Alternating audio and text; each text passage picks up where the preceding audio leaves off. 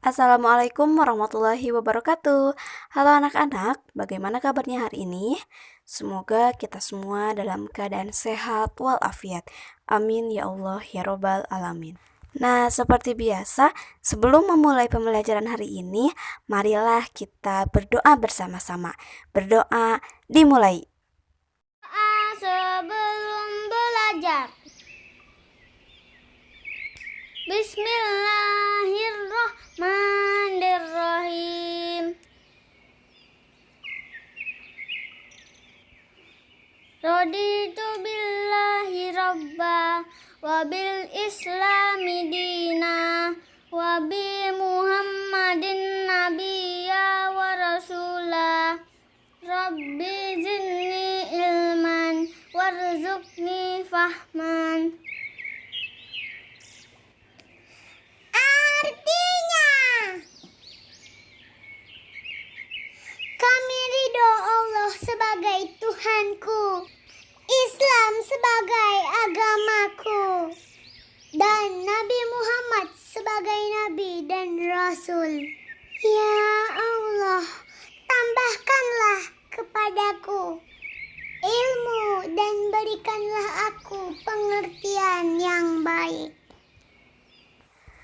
Untuk tujuan pembelajaran hari ini yaitu mengetahui aturan yang ada di rumah dan beberapa aturan dalam bermain.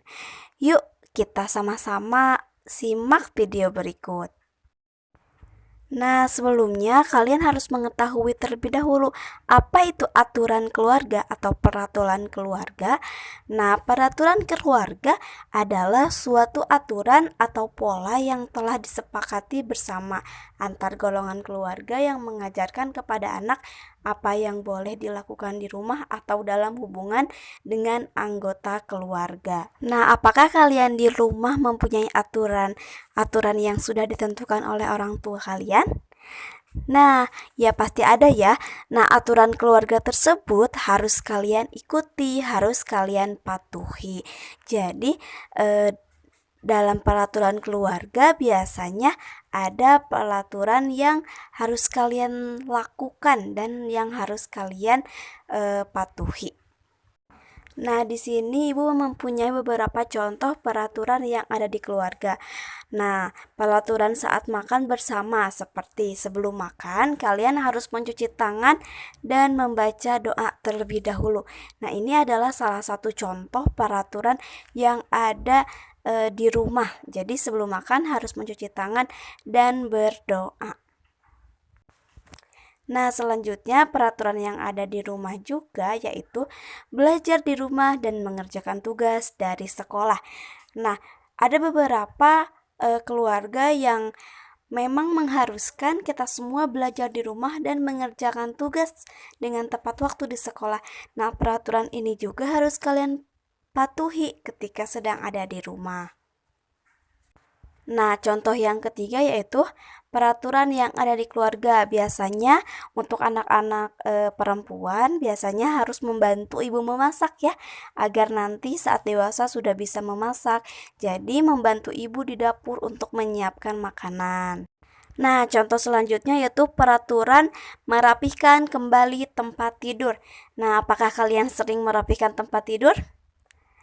Jadi, saat nanti kalian setelah bangun tidur, kalian harus bisa merapikan kamar sendiri ya. Jadi jangan sampai ibu kalian yang merapihkannya. Jadi banyak sekali ya peraturan-peraturan yang ada di keluarga dan biasanya itu juga berbeda-beda bagaimana keluarganya masing-masing. Misalnya ketika bermain kita harus izin dulu kepada orang tua dan kita harus izin pergi kemana, bersama siapa, dan menyertakan kita bermain pulang jam berapa. Dan bahkan ibu kita juga selalu mengingatkan bahwa ketika kita ingin bermain kita tidak boleh lupa waktu. Kita tidak boleh berlama-lama dalam bermain. Misalnya jangan pulang sore atau bahkan lupa mengerjakan tugas karena bermain. Itu tidak baik ya. Terus selanjutnya peraturan yang di rumah juga, kita harus bisa membersihkan rumah atau membersihkan halaman rumah. Dan masih banyak lagi ya peraturan-peraturan yang ada di rumah, tergantung di rumahnya masing-masing. Intinya dalam peraturan itu harus kalian patuhi ya, dimanapun dan dimana saja. Nah, selain kalian harus mengetahui peraturan yang ada di rumah, kalian juga harus mengetahui peraturan-peraturan dalam permainan. Nah, peraturan bermain adalah peraturan yang ada dalam suatu permainan yang sudah ditentukan sebelumnya. Nah, saat kalian bermain atau mengikuti permainan apapun, biasanya dalam permainan tersebut pasti adanya suatu peraturan yang harus kalian lakukan dalam permainan tersebut. Misalnya permainan simpai.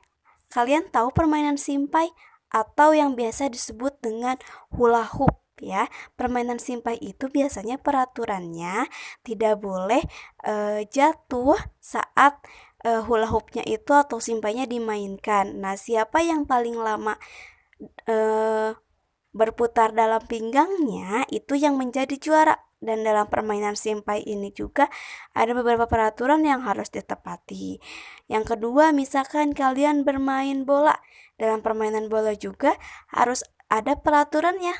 Misalnya harus 11 orang, kemudian menggunakan kaki, tidak menggunakan tangan, kemudian bermain dengan sportif dan sebagainya. Selanjutnya permainan lompat tali. Misalkan dalam lompat tali ini kalian harus bisa meloncat setinggi karet atau setinggi tali yang sudah ditentukan. Nah, itu adalah peraturan permainannya. Selanjutnya permainan petak umpet. Nah, misalkan peraturannya kita semua harus mengumpat di mana saja, tapi tidak boleh melebihi hitungan yang sudah ditentukan. Misalnya 1, 2, misalnya biasanya sampai 25. Selanjutnya ada permainan bola bekel. Permainan bola bekel itu biasanya kalian kenal dengan bola beklen yang biasa dimainkan saat bulan Ramadan.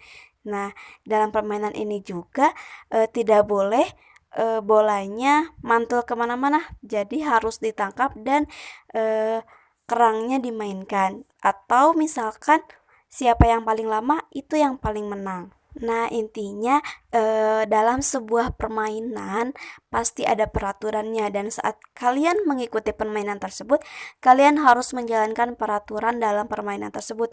Intinya harus tetap jujur, harus tetap sportif, dan tidak boleh licik dalam bermain. Nah, mungkin itu beberapa contoh permainan yang Ibu jelaskan, tetapi masih banyak ya permainan-permainannya. Nanti kalian kalau misalkan bermain harus tahu peraturannya ya. Nah, mungkin cukup sekian penjelasan dari Ibu. Sekarang kalau kalian sudah memahami, coba kalian kerjakan tugas tersebut ya. Jangan sampai lupa. Kalau ada yang ditanyakan, boleh langsung chat Ibu atau telepon Ibu. Cukup sekian pembelajaran hari ini. Mohon maaf apabila ada kesalahan. Wassalamualaikum warahmatullahi wabarakatuh. Terima kasih anak-anak.